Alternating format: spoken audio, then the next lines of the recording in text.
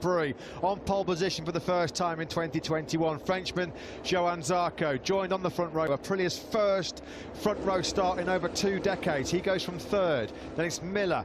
Mark off Michelin rear tyre on the LCR Honda. He's on row 3. Then it's Bagnaia, Rins and Alex Marquez on the 4th row. A lot of work to do from 16th. 17th goes Morbidelli and Maverick Vinales. Heats of his Moto GP career. He can take some big risks as well from the back.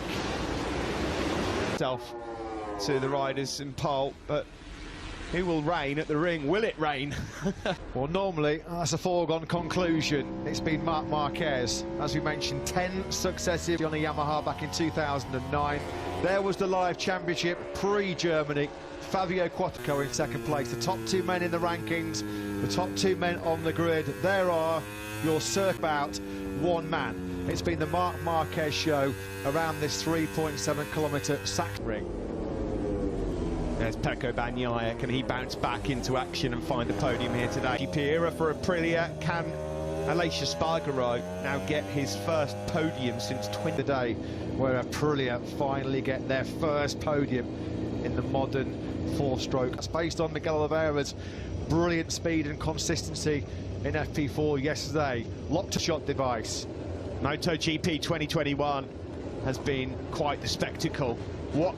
Zarco, but Quattroaro's coming through. It might well be Aleix Espargaro, and Marquez has got at the inside line as well. Inside of Marquez into second place. The dream start then from the front row for Aprilia's Aleix Espargaro. On the approach to turn 5, excellent start from him. Quattroaro pushed back to 4th. The 2 Frenchmen then. Surely is going to want to try and get to Aleix Espargaro quickly here. He loves to be leading in the Saxon ring. He's trying to get away through on Fabio Quattroaro. They sweep up through turns 9 and 10. These fast left-handers. Turn 12 for the first time. Zarco thought about a move. He wasn't close enough on Marc Marquez. It's as you were. Turn 13 in the background. Brad Binder. Oh, he is. He's having a lunge, Marc Marquez. In the meantime, Binder. Great start from him. 83 Repsol Honda leading the way. He takes the lead from Aleix Espargaro. Quattroaro having a real corner. Miguel Oliveira just struggling to get going in the early stages of this. He's 6th, he's got it.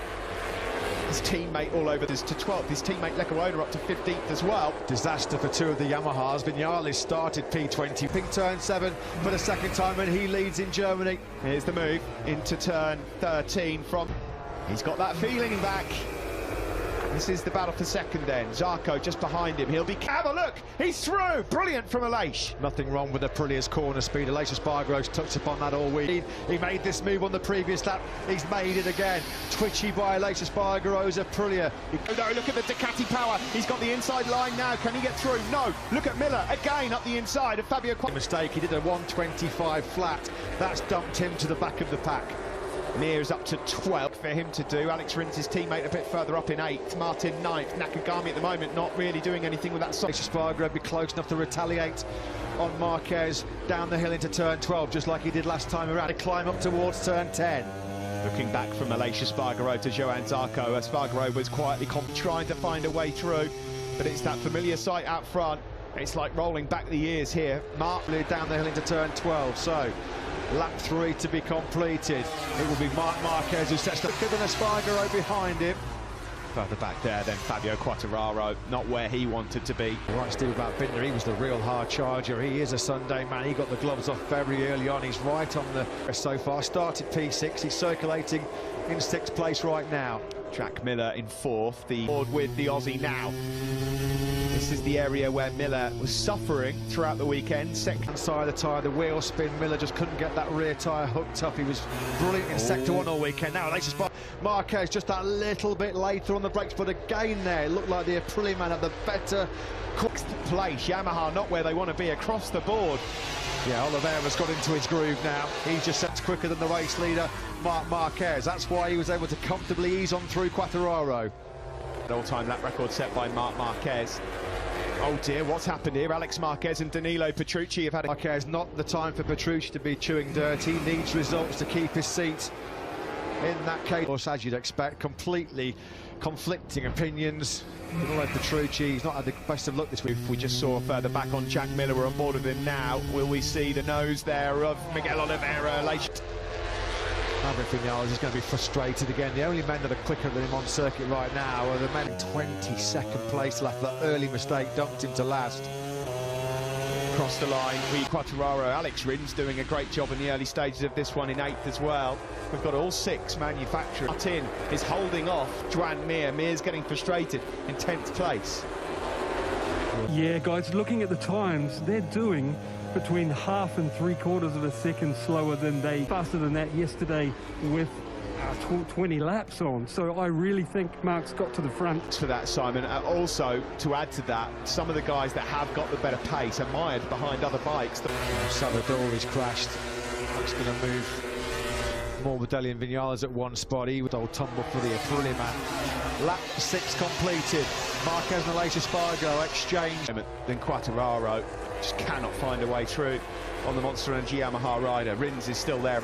Taka Nakagami really didn't capitalise on the extra performance of that soft rear tyre at the start of this race. He missed from the medium front soft rear tyre combination. Nakagami down in 12th place. He was only a 10th slower than Marquez. So back at the front, it's Marc Marquez who leads on lap 7 from the Aprilia.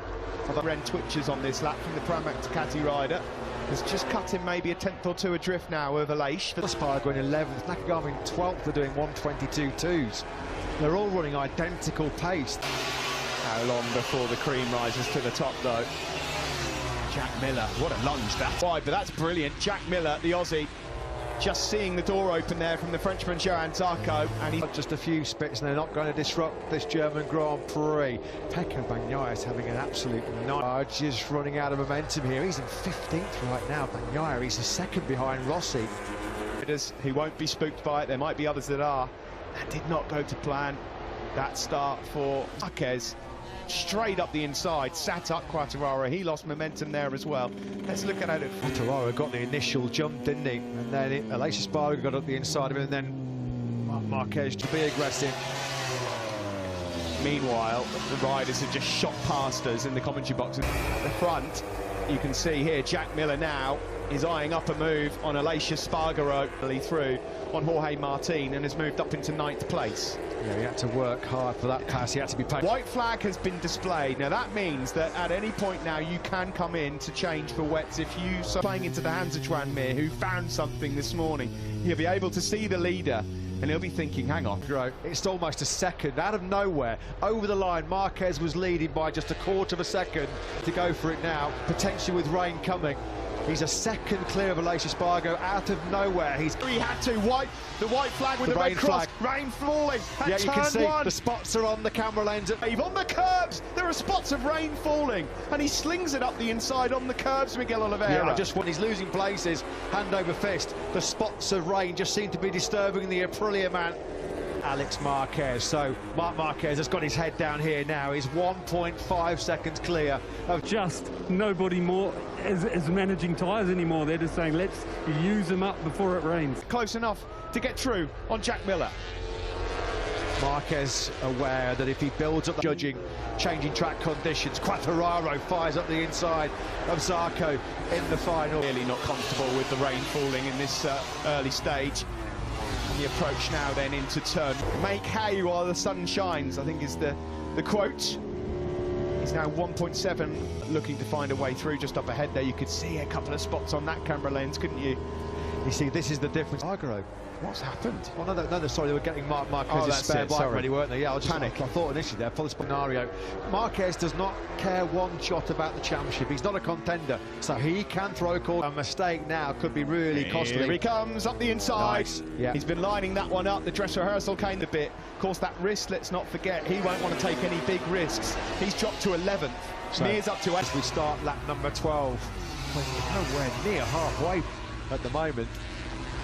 Board here with Johan Zarco looking at fellow Frenchman Fabio Quattararo. They are 1 and 2 in the World Championship. About to be stretched to over 2 seconds for the first time here by Marc Marquez. It was 1.9 through Marquez through sector 2. Actually, Oliveira's just found a smidgen of time back. It's down to 1.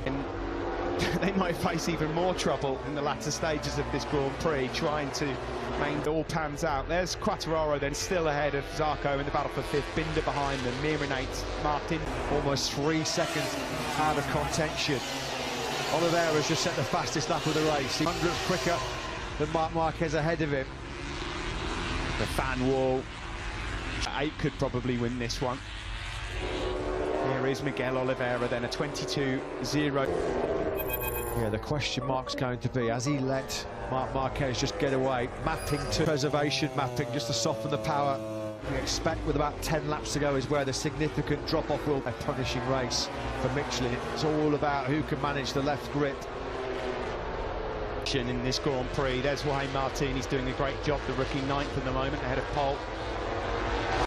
Doesn't look like there's going to be any silver lining, though, does it, for him? Maybe for one part of Repsol Honda. Again, 1:21.772. Again, he finds another 10th on Marquez. They've been playing down their chances this weekend. We're jangling now. Santi Hernandez, the crew chief of Marc, gets nervous at the best of times. I wonder. Set his personal best lap on the same lap, but it was a 1:22.063, which was Marquez. Keeping a keen eye on proceedings. Pit Byra, KTM Motorsport Director.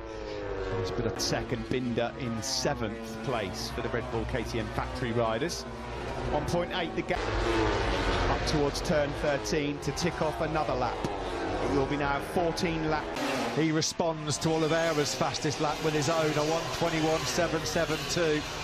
Fabio Quartararo mighty close. They were all doing 22 flats, but it's still Marquez and Oliveira that have got the case. It would be some story. Oh, what a story it would be. But there's a long way to go. This is the line, and the last 10 laps are anyone's guess. 2 seconds for the first time in this race. Marc Marquez. Flag-to-flag race in Le Mans.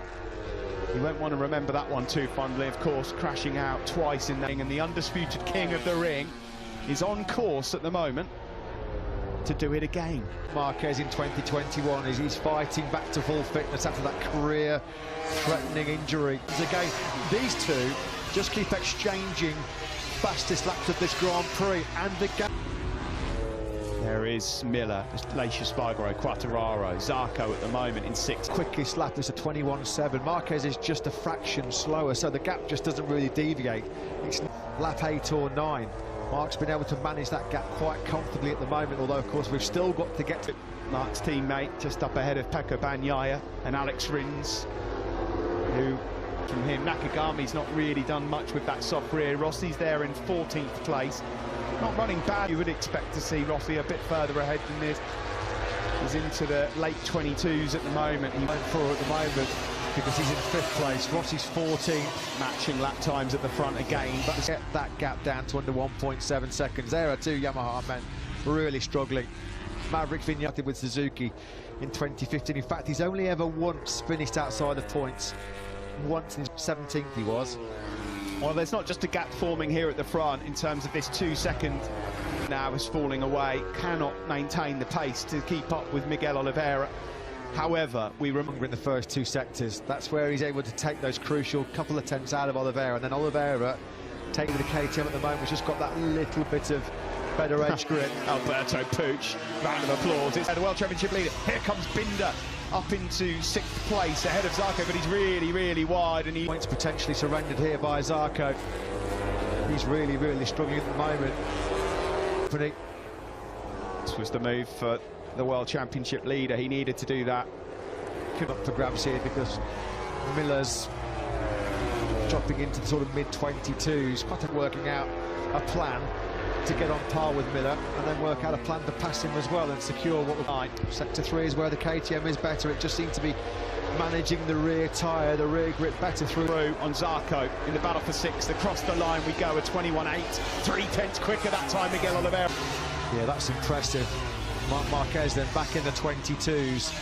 Binder and Zarco, I think he should give to me on a track notoriously hard to overtake on. He's done a lot of work just to get himself in. Yeah, they found something in Sector 4 this morning. It's working out well. This gap at the front is going to come down now. I think Miguel Oliveira 3 by the end of this lap. The second quickest man on the circuit at the moment, and this has happened for a couple of laps now, is Pecco Bagnaia. Done a really poor first few laps. He was down in 15th place at one point, but he's doing 22 flats. Miller was struggling there on the exit of turn 11. Quartararo, the Frenchman, the championship leader then, is onto the podium. He's in 3rd. 1.9. It's 1.4 seconds between Marquez and Oliveira. And Marquez down to a lot quicker than him.